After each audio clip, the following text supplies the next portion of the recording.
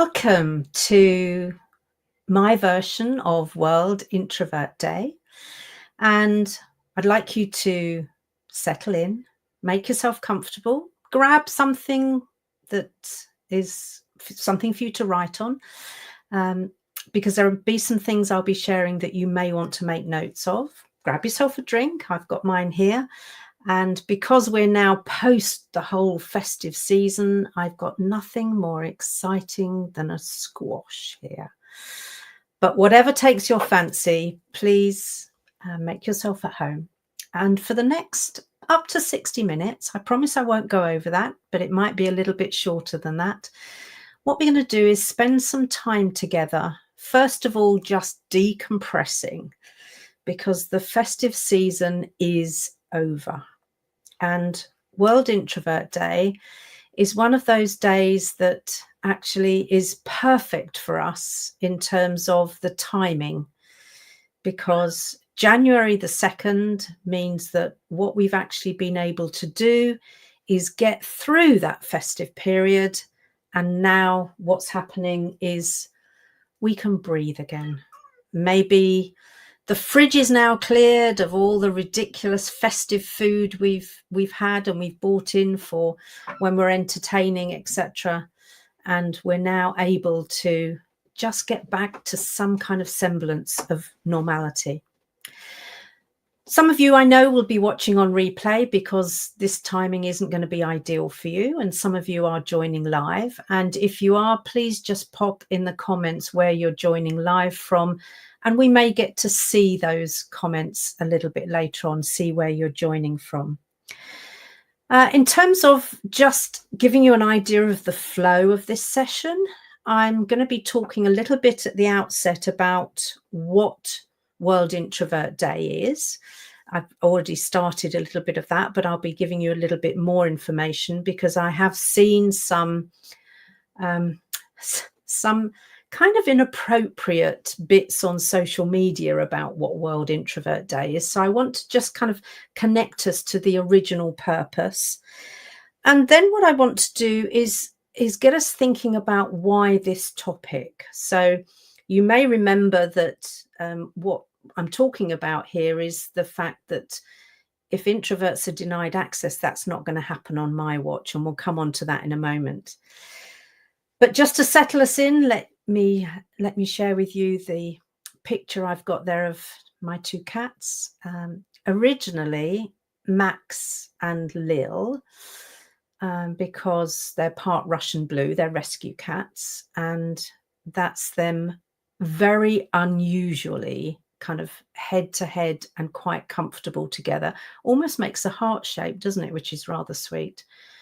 But they're not often like that. But because it became very apparent that actually they were Mad Max and Minnie the Minx, they have since become Max and Min rather than Max and Lil. But they're the creatures that calm me down, that find my lap when I need to just calm down at the beginning of this year and breathe. So I'm going to be talking about what World Introvert Day is. I'm going to be digging a little bit deeper into why I chose that topic of not on my watch, and then into actually what we can do about that, both individually and collectively, and what you can do and how you can do that, because it's all very well knowing what, but the how becomes important before we kind of pull it all together. So let's get into a little bit of what I'm here for, really. And I want to start with just a little piece from one of my favourite authors, and that's Donna Ashworth. And this is from her book, Wild Hope. I've got pretty much every one of her books. And this piece is called Magic. And I think it'll become appropriate in a few minutes why I've chosen this particular piece. So you must believe in the magic, even on the dreariest of days when the light is scarce. You must leave space in your heart for the good stuff to thrive. Let it in. Look for it. Beautiful moments are everywhere, waiting to be seen. And each time you see one amongst the mire, you're reminding every cell in your body that life is so much more than days in a week and chores on a list. It's a patchwork kaleidoscope of absolutely everything. And you are a fascinating, complicated part of that art. Nice. So let's move on to look at, in particular, this World Introvert Day. And before I go into that, I think we've got some comments, and I'm being supported as ever backstage by my amazing team. So can we just share a couple of those comments, please? That'll be really helpful to kick us off. Chemistry Made Simple, thank you for joining us. You've joined us in the past, I seem to remember, but not for a while. So thank you for joining us from Cheshire.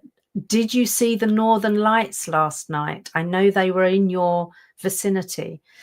And Ajay and wife Monica from India, thank you for joining us as well. You're very welcome. And I understand, I don't know where you are, but it's been pretty cold. And we've also got, I never know how to pronounce this. I think it's Gagan from Toronto. And I imagine it's even colder there than it is here. So thank you for joining us. Now, World Introvert Day. Oh, and Anastasia from North Macedonia. You're very welcome too. And I don't know quite how it is with you there, but I imagine it's pretty cold for you too. So World Introvert Day. I've been, as you know, doing this work with introverts and about introversion and the extroversion bias for 6 years now. And pretty much all of that time, on January the 2nd, I've honoured World Introvert Day by running a webinar of some sort. And it was Felicitas Hayne who originally, I think around about 2011, who decreed that January the 2nd was World Introvert Day. And most of us have really appreciated what a great choice of date that was, because as I mentioned before we got going, you know, it's the time when we finally feel that we can exhale fully, when often company has left and we're over the majority, depending on kind of what religion you are. We know there are more festive festivals coming up, etc. But we're over some of the big traditional stuff. And it's lovely actually to be here on January the 2nd and just be able to exhale, to breathe. And you know, I'm not one for resolutions. I am one for intentions. And my intention always at the beginning of the year is not to set off with kind of foot to the floor, full speed, rah, this year. No, that's not what I want to do as an introvert. And it's not what I want to encourage you to do either. For me, this is about starting gently, starting slowly, but starting intentionally. And this pause, this moment on January the 2nd, gives us, I believe, a chance to decide how we want to make and start this year in a way that really works for us. Now, it is important to know that Felicitas Hayne, her original purpose for this was so that the excluded had a voice. And one of the reasons that I object slightly to some of the things I've seen on social media today about World Introvert Day, go off and read a book, go and lay down, all that sort of stuff. Yeah, we need to do that too. But actually, let's remember the purpose of this. And it's about giving the excluded a voice, but not sitting back and saying, okay, voice from somebody else, speak up for me. This is about finding our own voice, giving ourselves a voice. So it's really important that what we're choosing to do this day is start to think about, how can I use my voice better? How can I be heard more often. So let's start looking at the very topic of this webinar, why I've chosen Introverts Denied Access Not on My Watch. So let's move on to look at that. Why is it that we are denied access? Why did I choose this title? I think partly it goes back to that piece I just read about the importance of dreaming still, the importance of not losing sight of what's important to us. Because I know it can be all too easy when the feedback is coming at us thick and fast to speak up more, to do more this, to do more that, whatever it happens to be. But actually, what we need to do is make sure that what we're doing is kind of standing up for ourselves, really, and appreciating that we're not a minority. So as it says there on the slide, we're often treated like we're a minority, and because we're not the most outspoken of groups, it's easy for us to be overlooked, for us to be passed over, for our contribution not to be acknowledged in some way. And actually, what we want to do is recognize that we're about 50% of any population. We just choose not to shout about it, which is why we can get overlooked. But if we're ever going to shift the bias towards the extrovert ideal that exists in society, that exists in education, that exists in business, we need to start finding our voice. We need to start using our voice. We also need to, I think, in my world anyway, and why we are sometimes denied access, because we don't speak up, because we don't use our voice, we can also fall into a bit of victimhood. We can think that, well, yeah, it's all very well. And some of the introvert groups I'm in, I often read comments like, there's no point explaining, nobody will ever understand, nobody will ever listen. And in one of the groups in particular, there are too many posts that start, as an introvert, blah, blah, blah, blah, or I can't do this because I'm an introvert.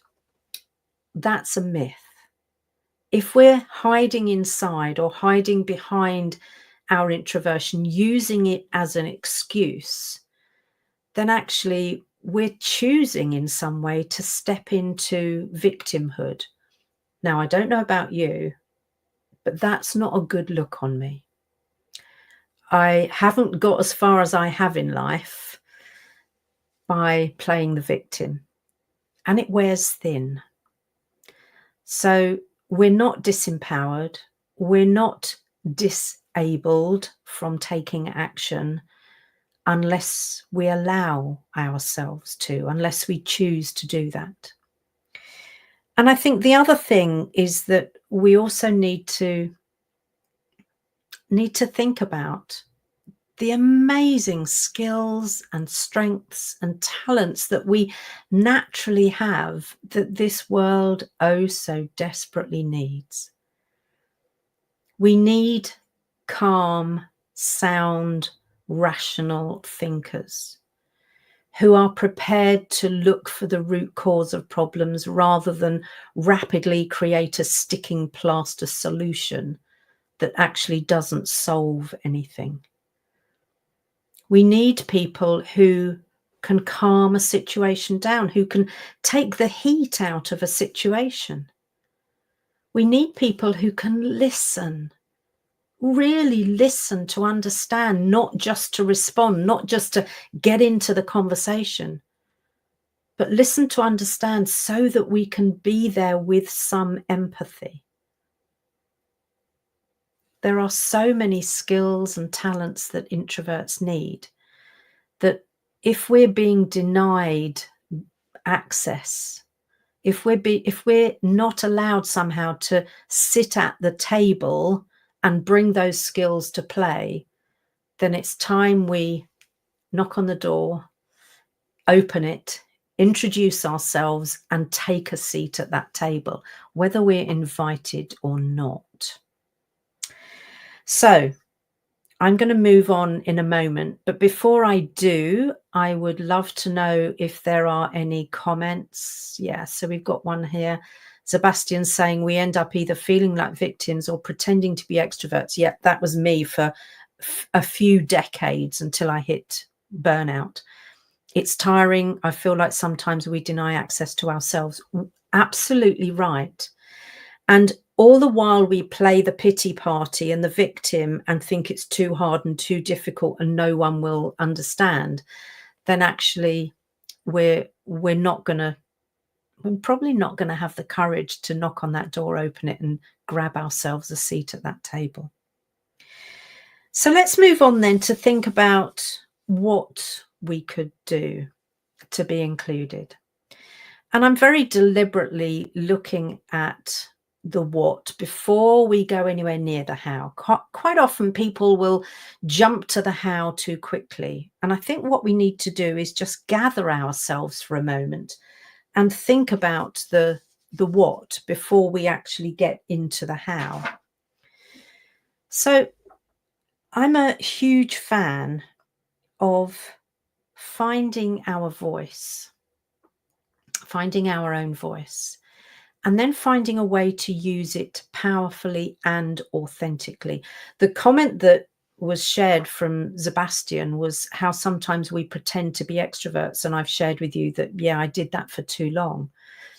And when we do that, we feel fake, we feel inauthentic, and it's not sustainable. And it usually takes a toll on our mental, emotional, and physical health. So it's really important that what we do is find our authentic voice. And the beautiful thing, I think, about an introvert's authentic voice is that it's slower paced. It's calm in tone. It can be excitable every now and again, but it's not naturally excitable. And there's a power and a presence in that voice that means that because quite often we don't speak as often as other people, when we do, people stop and listen to what we have to say. So I think it's really important that what we do is we find our own voice and find how to use that voice authentically. I was fortunate enough to do some work back in November with somebody called Clinton Jordan, and I hope to have him on a show or something at some point, because he uses the voice and now teaches singing, and he originally did that to overcome his own stutter. And he talks in such a powerful way about the different ways we can use our voice, and that by using it appropriately, we take people on a journey with us. So I think the first thing is to make sure that we find our own voice and use it powerfully. And don't be afraid of it. You know, when I started doing my podcast, and what's that? February 2019. So no, February 20, can't remember, but several hundred episodes ago. When you put 253 episodes today, thank you. There we are. You see, that's how many. Real benefit in having the team here. When you start podcasting, it's important that you listen to your own podcast. Initially, I had to listen to do a bit of editing, but also to see what bits I might want to, make more of later on, to delve deeper into. And one of the things I've never particularly liked is the sound of my own voice. So I was resistant to that initially. But one of the things I realized is that if I listen as though I'm audience rather than listen as me, I can hear it very differently. And again, Clinton will tell you why we sound different to ourselves than we do if we heard ourselves somewhere else, for instance. That then leads us into really thinking about what skills do I need? What beliefs do I need to hold about myself in order that I can knock on that door, open it, walk in and grab a seat at the table. I certainly need to probably have some presentation skills. I certainly need to have developed my confidence, which possibly in both of those cases means overcoming some limiting beliefs. And limiting beliefs can be kind of global beliefs like the world is a scary place, or self-limiting beliefs like I can't do that, I'm an introvert. Classic case of a self-limiting belief. Being an introvert just means I need to recharge differently. It doesn't stop me from doing anything. Am I going to feel a bit of fear every now and again? Sure am. But that doesn't mean that I don't try those things, that I don't do those things. So I encourage people to do a skills audit and to regularly review it, because we are growing and developing and changing the whole time. So the skills audit I did at the back end of last year, by the time I get to look at it again at the end of January, February time, I'm probably going to change some of or add new skills in, or maybe change the kind of rating that I gave myself for those skills, because we are forever growing and changing.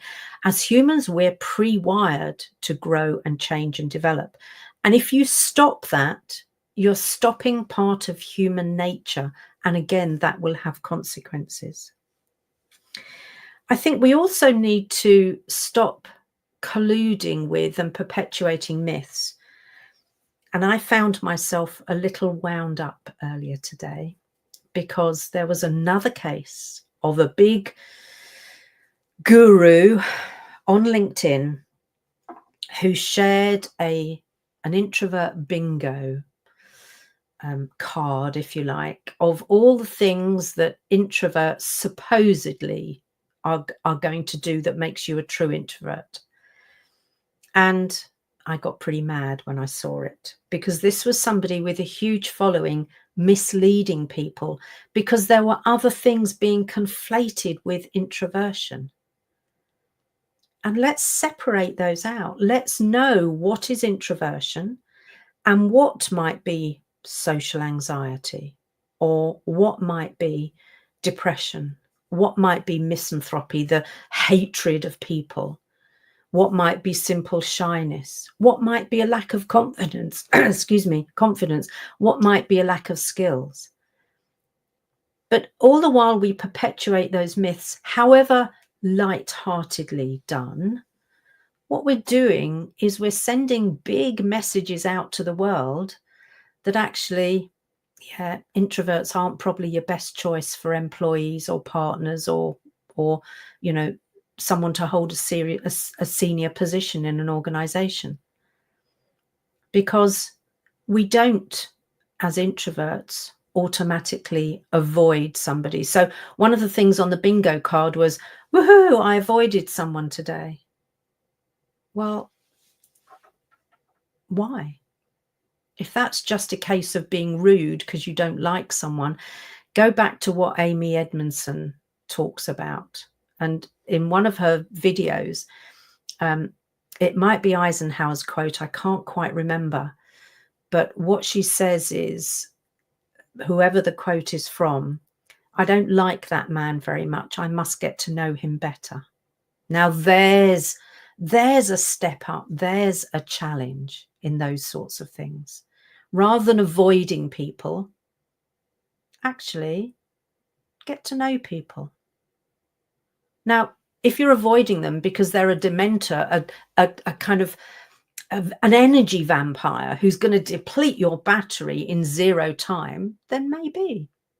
But at least have the common courtesy or the decency to say, don't have time at the moment, let's catch up tomorrow. Don't just avoid people, because frankly, that's just rude and a little childish, I might say. What else can we do? What else might we need to do? Well, I think we definitely need to identify our real strengths, and I've talked about that a little more with that strengths audit. So we definitely need to do that more. And remember that a strength is something that I'm good at and that I enjoy doing. Why do I say that? Because the definition of a strength is something that I can do to a consistently high standard over a long period of time. Now, there are lots of things that I'm good at, but frankly, I have to be in the right mood. So I'm not consistent with them. And there are things that I love doing that I'm not particularly good at. So neither of those are an example of a strength. A strength is something that only you can identify. Someone can't tell you what your strength is because they don't know whether you enjoy it unless they find out, unless they take time to inquire about that. So a strength is something that you're very good at and can do to a consistently high standard because you love doing it, because it lights you up in some way. So spend some time thinking about what those things are, and then play to those strengths wherever possible. Because the one thing we know about confidence is, to use Dr. Rob Young's definition, confidence is the ability to take effective and appropriate action regardless of how challenging it feels. And when I'm doing things that I love, that I'm good at and that I love doing, it reinforces my confidence and often gives me more ability to do things that are slightly outside my comfort zone. And that's something else we'll explore at another time. So find opportunities to play to your strengths overtly. So if you're good at writing reports, find ways to do that more often. If you're good at researching, put yourself forward for those opportunities. If you're good at presentations, and there's no reason why an introvert can't be good at presentations, put yourself forward to deliver more presentations. Play overtly to those strengths, because the more we play to them, the more we're known for what we're really good at. And that's important. So in a moment, I'm going to go on to talk about, if that's what we can do, how can we do it? But before then, let's see if there are any comments or questions, anything anybody wants to say. So share, yeah. Hey, Brad, nice to see you. I saw that post a little while ago too. It really stopped myself because the ignorance and collusion drives me up the wall, doesn't it? I commented. I didn't tag the original poster, but I did comment. And if you care to support my comment, Brad, I'd appreciate it. Some people already have, actually, which is really useful, because it's not helpful for those myths to keep being perpetuated. So thank you. Thank you for doing that, Brad. And lovely to see you here as well. I hope you've had a good break over the last week or so. So let's, strength isn't about being loud. It's about being able to make a difference. Yes. And thank you, Brad. And it's about choosing to make a difference. It's using intention to make a difference. And a bit like I was talking with the confidence, even if you're scared, even if it kind of, takes your voice away and leaves you feeling wobbly. So we all have the ability to make a difference. But if I allow fear to hold me back, then the difference I can make is limited severely. Yeah, great way to look at things, isn't it? I must get to know him better. I can't remember if it was Roosevelt or Eisenhower. I can't remember who it was, but it's a great quote. I don't like that man very much. I must get to know him better. Rather than avoiding, yeah. Find your strength and literally make them known. Yes, music to my ears, Brad. Music to my ears. Thank you. Gently, calmly blasting it. Yes. And isn't it just magical? Back to that first piece I read. Isn't it just magical when we can do that quietly, when we don't have to make a big song and dance about it? We don't have to get into kind of histrionics about it. We can just calmly make our point with presence and with a degree of dignity. Yeah. And of course, you're very welcome to, as you've seen some comments come up, please do share in the comments, and we'll make sure that we can respond to them. And make sure you share questions as well, so that we can respond in real time to this. So please remember, whichever platform you're watching on, and I know we're live on, can't remember how many platforms, but quite a lot. Thank you, Louise. Louise, nice to see you. It was Abraham Lincoln. Thank you, Lincoln. Thank you, Louise. I can always rely on Louise. Louise is special in such a great way. Her brain works like nobody else's brain I know. Louise can see patterns in things.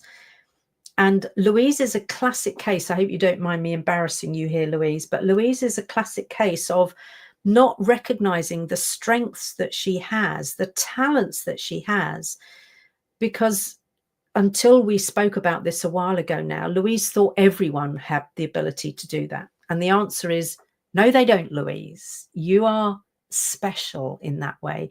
You have remarkable talents, and you need to be prepared to talk about those more often. So thank you. And thank you for sharing who said that. So let's move on to the how then. How are we going to do this? We've had a bit of the what. How are we going to do this? Well, I think there's something quite important here. And I can't remember the first time I heard this particular comment, but it didn't make much sense to me initially. But it was about being prepared to be a tall poppy. And there's something about being a tall poppy that I love. Sorry, I was looking for my next Donna Ashworth piece. There's something about being a tall poppy I love, because it's the person who kind of sticks their head above the parapet and says quite often what needs saying, but nobody else is prepared to say. And in that way, we can be our own ally and advocate. So the how we do some of the things we've just looked at is being prepared to be in our own corner first. You know, there's those kind of beautiful sayings about, you know, pay attention to how you talk to and about yourself. Would you talk to a dear friend that way? And the same goes with, if we're going to be an ally for ourselves and an advocate for ourselves, we need to do that in a very positive way. We need to do that in a way that the very cells in our being resonate positively to, because we're talking about ourselves positively. So we need to be both advocate and ally to ourselves. And recent podcast episodes I delivered talked about both of those things, and it's really important that we're able to do that. And somebody asked me what's the difference between an advocate and an ally? And I thought it was a great question. And an ally is somebody who, on quite a personal level, will be in your corner, supporting and encouraging you. Whereas an advocate is someone who looks to change the system. So they are kind of a bit like me being a cage rattler. That's a lot of how I advocate, because I'm looking to change the system on behalf of myself and other introverts. So one is a very personal support. One is a systemic support that looks to big change, really, I suppose. We then, I believe, need to 9 times out of 10 up our assertiveness. And this is another area where quite often we have misunderstood what assertiveness is. I've worked in so many organizations. What am I now? 30. God, is it really 40 years since I started doing this work as a learning and development consultant? No, it's only 30 years, surely. 40 just seems wrong. That's wrong. No, it is coming up 40 years soon. I've just worked it out. Gosh, that's scary. But one of the things we really need to think about there is that wherever I've worked around the world, I'll see people who are bullies, who are aggressive, And sometimes it's microaggressions as opposed to big full out aggressions, but they're no less demeaning or no less violent or vicious in some ways.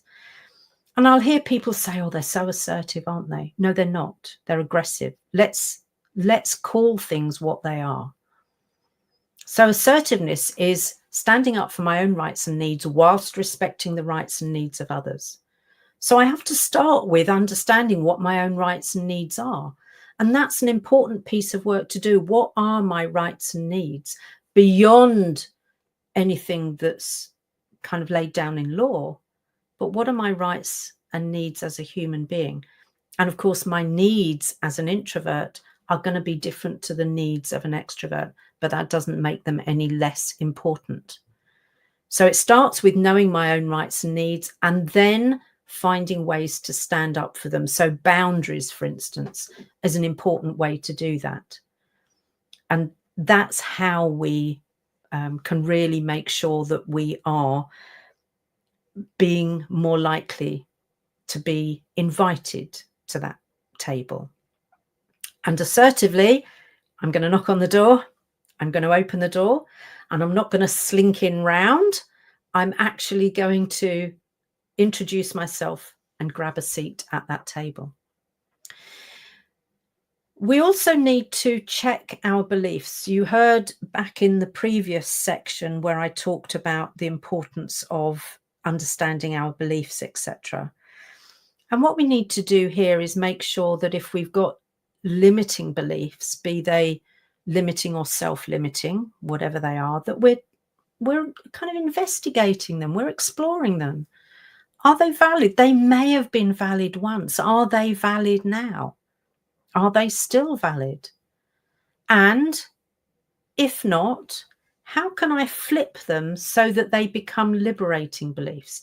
Now, this needs to be done with care, because we can't just say, okay, let's say one of my self-limiting beliefs is because I'm an introvert, I don't believe that. Because I'm an introvert, I'm no good at presentations. So that could be a self-limiting belief, right? A liberating belief is not, I'm great at presentations, until I know whether I've actually done the work, developed my practice, developed how to structure and tell a story so that I can engage an audience so that I can be a good presenter. So a liberating belief is not, I'm a great presenter. A liberating belief is, I've put in the work that enables me to engage an audience. Now that's grounded in reality. So those beliefs need to be flipped carefully, but they can be flipped nonetheless, as you'll hear later. And we also need to empower ourselves. There's a lot that we hear around organizations at the moment talking about psychological safety, talking about empowerment. And the way it's often explored in an organization is that it's like people are sitting back going, okay, then empower me or make me safe psychologically. That's not how it works. This is a collaborative process.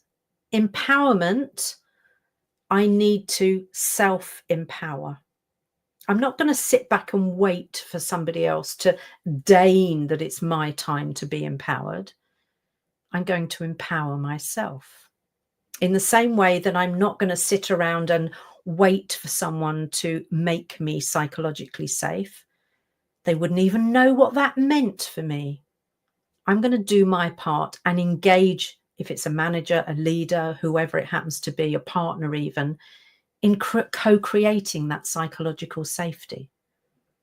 So what we need to do is make sure that we're taking action ourselves, not sitting back waiting, not hoping that somebody's going to come to our rescue, because that's not how the world works.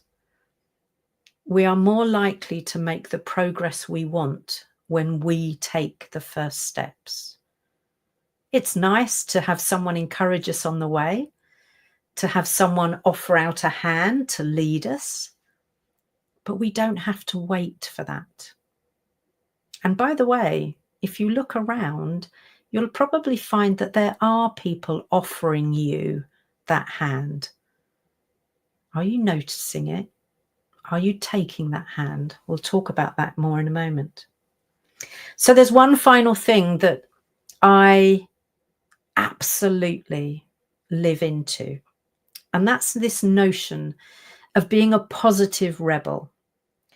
And the people I have to thank for this are Lois Kelly and Carmen Medina from Positive, or from Rebels at Work. And they've got this lovely distinction between bad rebels and good rebels. And I choose positive rebels rather than good rebels, but same concept.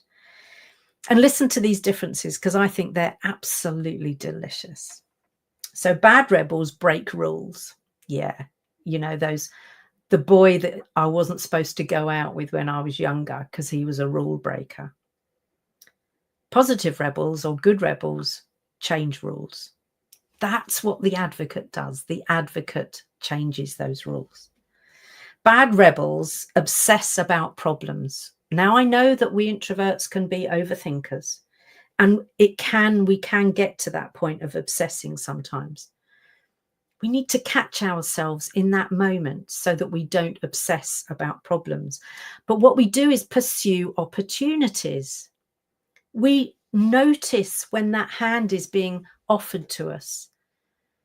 We see the door that is ripe for being knocked on and opened so that we can go and take our seat at the table. Bad rebels lecture. Good rebels, positive rebels listen. Bad rebels alienate. Good rebels attract. Bad rebels point fingers. Now, this is something I do need to say something about. Because again, in many of the introvert groups that I'm part of, there's this constant kind of finger pointing at them, and them is the extroverts. What are they thinking? They never shut up. And it's always like aggression towards extroverts.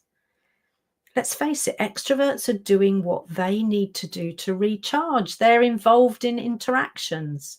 It's not wrong, it's just different. So bad rebels point fingers and blame other people. Positive rebels, good rebels, pinpoint causes. And the cause I've pinpointed for my work in particular is that the extroversion bias is so embedded in everyday practices and processes. But it wasn't always so. And some of the research I'm doing is fascinating around that. Bad rebels are me-focused. Good rebels, positive rebels, are mission-focused. And I count myself in that mission-focused part, really. So my invitation to you, whether you're here live or whether you are watching on replay, choose to be a positive rebel. Choose to be a good rebel. And if you're up for it, say I, or put a comment in. And I think we've got some comments coming in. So let's see what comments and hopefully questions we've got coming in. Let's see some of those, if you wouldn't mind sharing, please. I'll have a quick drink. In Australia, we say, brag about your abilities and accomplishments without apology. It's not rude to take pride in what you're good at while remaining humble. Yes, yes. And so for us Brits, be more Aussie. That's a way of doing that. It's not about showing off, but it's, oh, you're welcome, Louise. I hope that comment was about me reminding you of what a remarkable talent you have. So I'm glad about that. So Brad's saying the reality is that we are the best allies and guide to take us on the journey we need to, because no one knows as well as we, no one knows us as well as we know ourselves. And it's one of the reasons, thank you, Brad, it's one of the reasons why I'm so passionate about the journeys that I take people on, because I'm an introvert. I may not be the same type of introvert as them, but I've trodden some of the similar ground.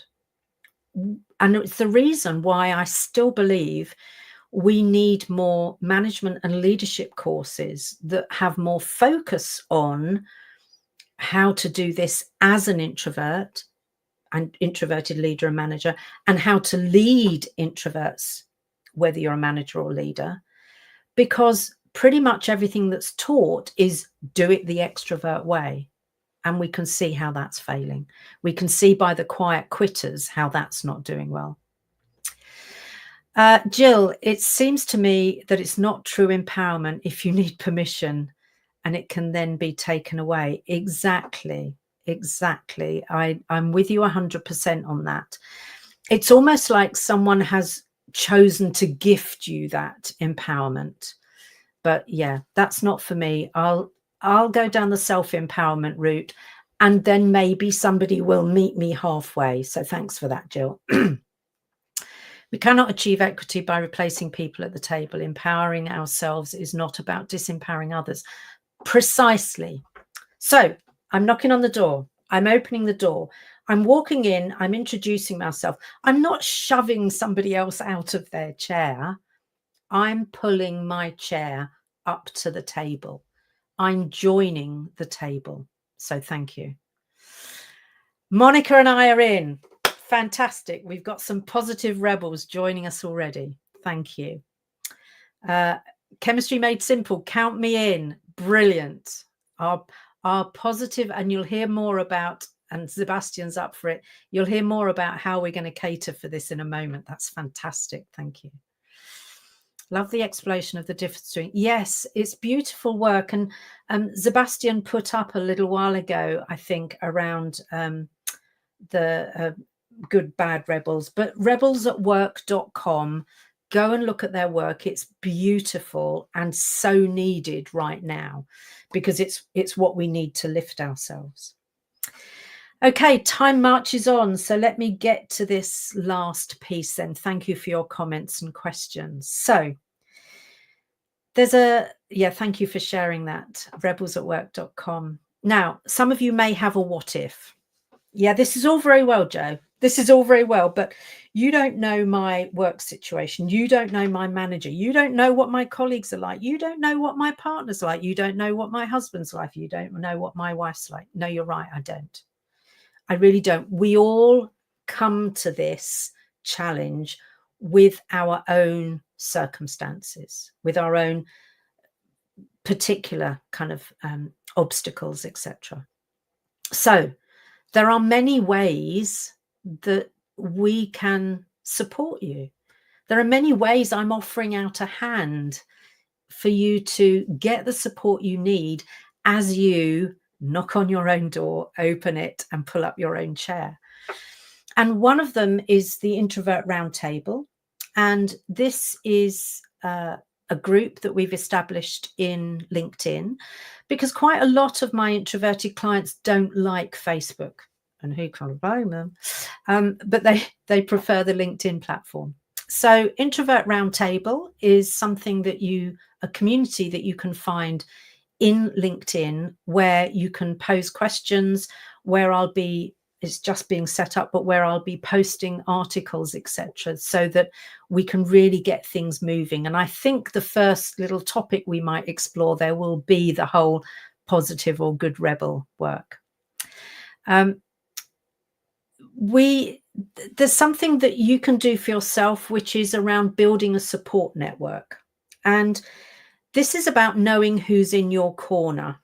And there's a really lovely piece that I wanted to, if I can find it, probably can't find it now, about, oh, here it is. I'm going to read you this about people in your own corner. It's again from Donna Ashworth, Wild Hope, and this time it's called Unleash. Don't be afraid to be alone until you find those people who can handle the whole of you. Not just handle, you're not a trophy, but relish. Life is too precious to waste it being a slither, a slip, a 2D version of yourself. Make some time to accept all that you are, the messy, the raw, the loud, and the joyous. Then go out there and take up some space without apologizing for the realness you leave in your wake. Unleash, my friend, unleash. Life is only half lived until you show up proud and true. Just you, being you as only you can do. And as only those who love you and know you and relish you for who you are. They don't try to change you, but they're there in your corner as your advocate and allies to support you. So intentionally build that network of the right people. Have accountability buddies. I met with my accountability buddies on Monday, and we talked about and mapped out the first quarter of this year. And some of you know I have something really exciting happening this month, which is my first book being published. And it's my accountability buddies who've held my feet to the fire through that process. And this isn't just about being chummy as accountability buddies. This is about being a partner in that process. So accountability buddies challenge you. Thank you. First book launching Jan 22nd. Accountability buddies challenge you. They support you. They nudge you. They egg you on. They don't just say, oh yeah, that's all right. They don't collude with your excuses. So the truth is, you don't have to go it alone. There are lots of different ways that we can move things forward, that we can be there for you. So I mentioned the Introvert Roundtable, but let me mention a few other ways that we can help you, that I can be there in your corner. The first is the Becoming Braver adventure. We run this from time to time, and for me, it's one of the things I'm still working with a group of people who didn't want to stop working together. And that was from nearly 18 months ago now. Such powerful work, because it's all too easy to lose our courage. So becoming braver, an authentic version of you is really important. So that's the first resource that you have to your fingertips. And we will be announcing the next time that we're going to be opening that up. And if you go to flourishingintroverts.com, you'll be able to navigate your way to the resources to see more about that. The next thing is, and most people who are going to choose this route either won't need the Becoming Braver adventure or will need to do that first. And it's the Frustrated to Flourishing program. And this is something that you can only join following a call with me first. And it's not a hard sales call. What it is, it's a kind of a route navigation call, because we start off by looking at where you are now and where you want to go. And then your route through this program is tailored specifically for you. So this isn't a cookie cutter program. This is something that you with my help, find your own route through. And it's a 12-month program, but you can do it as quick as you like, but you have my support for the full 12 months. Why is that? Because it takes a long time to embed behavioral change. It's not something we can do in a 4 or 6 week program. So you can do the work in the modules quicker if you wanted to. It's quite a lot of work to do though, but you get my full support for 12 months. And for those of you who are up for being rebels, we have the Sassy Introvert Society. And I can't say sassy without a broad grin on my face. The Sassy Introvert Society is going to be that community where we are allies for each other and encouraging us to be, encouraging our positive rebellion. Let me put it like that. It's not established yet. If you're interested, let us know, because you could well be a founding member. So the email is up there on the screen. If you email quietly@flourishingintroverts.com, we'll get you on the list to be the first to know at founding member rates. So if you want to be part of the Sassy Introvert Society, that's the way you can start. So, looking at the time, I promised I wouldn't take more than an hour, and we're nearly there. So, I want to say thank you for joining me. Over the past 12 months, there are a number of ways that I've put content and material and help out there, and some of them are on the screen now. So the Dropping Pebbles in the Pond is my live show that happens monthly on YouTube. You can find it on YouTube, but elsewhere. The Flourishing Introvert Talks, probably many of you are aware of that. That's my weekly podcast. I deliver every Friday a reflections email, and there's always something provocative in there that has had me reflecting over the week that veers towards the positive rebel. There's always something in there that inspires action. And then I've already talked about the Introvert Roundtable, the LinkedIn group, but on LinkedIn as well, every 2 weeks, I write an article called The Flourishing Nudge. And this is entirely designed to nudge you to flourish. So, thank you for being here.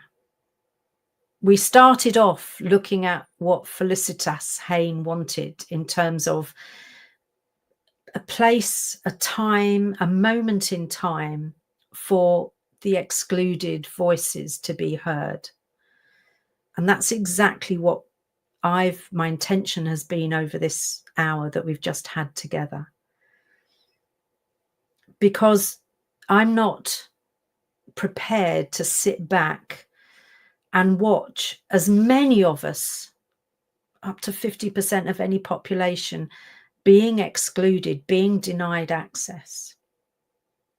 I want us to be able to know why it's important, what they can do and how they can do it, to be able to knock on that door, to open the door boldly, introduce themselves and pull up a chair at that table.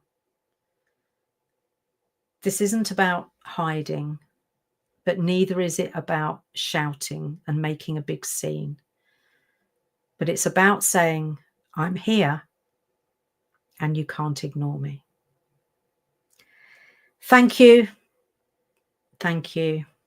And if there are any final comments that you want to share with us, you've seen the email address, please drop them to quietly@flourishingintroverts.com.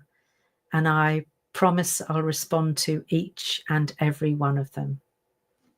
Thank you.